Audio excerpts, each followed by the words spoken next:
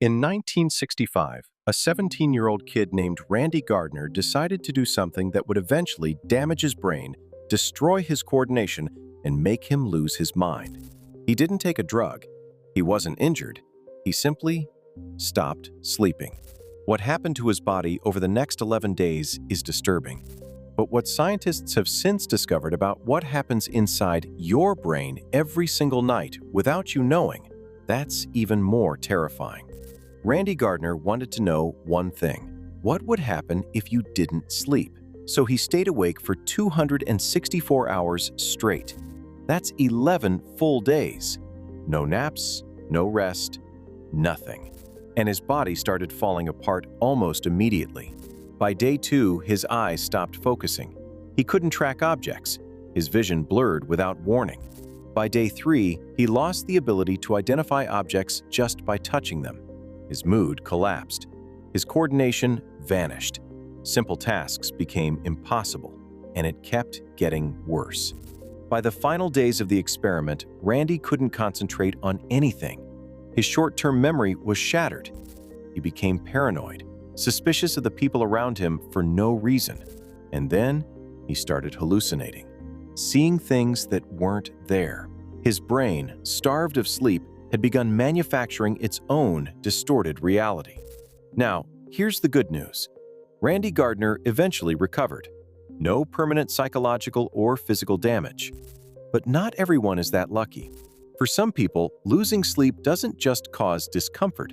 It causes hormonal chaos, severe illness, and in the most extreme cases, death. Here's the strange truth. Scientists are only beginning to understand why we sleep in the first place. We spend roughly 1/3 of our lives unconscious, and for a long time, nobody could fully explain why. But what we do know is this: sleep isn't optional. It's as essential as food, as critical as water. Adults need 7 to 8 hours a night. Adolescents need about 10. And when those hours don't happen, everything starts breaking down. So what actually pulls us into sleep? It starts with signals. Your body tells your brain you're tired. The environment tells your brain it's getting dark. And in response, your brain releases sleep-inducing chemicals, particularly adenosine and melatonin. These chemicals ease you into a light doze that gradually deepens. Your breathing slows. Your heart rate drops. Your muscles relax. This stage is called non-REM sleep, and it's where some of the most critical maintenance happens. Your DNA gets repaired. Your cells regenerate. Your entire body replenishes itself for the day ahead. Sleep isn't rest. Sleep is repair. But here's the problem. Millions of people aren't getting it. In the United States alone, it's estimated that 30% of adults are regularly sleep-deprived. But here's the number that should genuinely alarm you. 66% of adolescents aren't getting enough sleep. 2 out of every 3 teenagers. And this isn't just about feeling groggy in the morning. Staying awake longer than your body can handle causes real, measurable damage. When you lose sleep, your ability to learn drops. Your memory weakens. Your mood destabilizes. Your reaction time slows, which is why drowsy driving is almost as dangerous as drunk driving. But it goes beyond cognitive function. Sleep deprivation triggers inflammation throughout your body. It raises your blood pressure. It's been directly linked to diabetes, obesity, and even hallucinations. And in the worst cases, it kills. In 2014, a devoted soccer fan stayed awake for 48 hours to watch the World Cup. He died. His cause of death was a stroke. And while 48 hours might not sound like much, studies have shown that chronically sleeping fewer than 6 hours a night increases your stroke risk by 4.5 times, compared to people who consistently get 7 to 8 hours. Let that number sink in. 4.5 times. But for a small number of people on this planet, sleeplessness isn't a choice. It isn't a bad habit. It's a genetic nightmare they can't escape. There is a condition so rare and so horrifying that it sounds like it belongs in a horror film. It's called Fatal Familial Insomnia. People who carry this inherited genetic mutation are slowly and permanently locked out of sleep. Their bodies are placed in a nightmarish state of constant wakefulness, their brains forbidden from entering the sanctuary of sleep. They can't nap, they can't doze off, they can't rest, no matter how exhausted they become. And over months, sometimes years, this progressively worsening condition leads to severe dementia and then death. There is no cure. There is no treatment. But this terrifying condition taught scientists something crucial. Sleep isn't just helpful. Without it, the brain destroys itself. The question is, why? Scientists now believe the answer lies with something you'd never expect: garbage. Not literal garbage, biological waste. During every waking hour, your brain cells are working furiously, burning through energy, processing information, keeping you alive. But all that activity produces byproducts: metabolic waste, cellular debris. One of the main waste products is adenosine, the same chemical that makes you feel sleepy.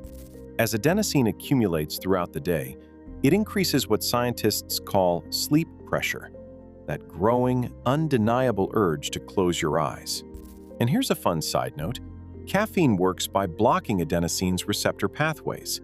It doesn't remove the tiredness, it just hides it. The waste is still building up behind the scenes. But adenosine isn't the only problem. Other toxic byproducts also accumulate in the spaces between your brain cells throughout the day. And if they're not cleared away, they collectively overload your brain. They disrupt neural pathways. They cause the memory loss, the mood swings, the hallucinations, the paranoia, all the symptoms Randy Gardner experienced. So the critical question becomes, how does your brain take out the trash? The answer is one of the most beautiful discoveries in modern neuroscience. It's called the glymphatic system. Think of it as your brain's built-in cleaning crew, and it almost exclusively works while you sleep. Here's how it operates. When you fall asleep, cerebrospinal fluid, a clear, protective liquid surrounding your brain, begins flooding through the spaces between your brain cells. It acts like a power wash, flushing away the toxic byproducts that have accumulated during the day. All that adenosine, all that cellular waste, all those dangerous proteins that would otherwise overload your neural circuits, washed away while you're dreaming. And recently, scientists made another groundbreaking discovery. They found lymphatic vessels, pathways traditionally associated with the immune system, inside the brain itself. These vessels may play an additional role in clearing out daily waste, acting as drainage channels for your brain's nightly deep clean. This is why sleep deprivation is so devastating. When you don't sleep, the cleaning crew never shows up.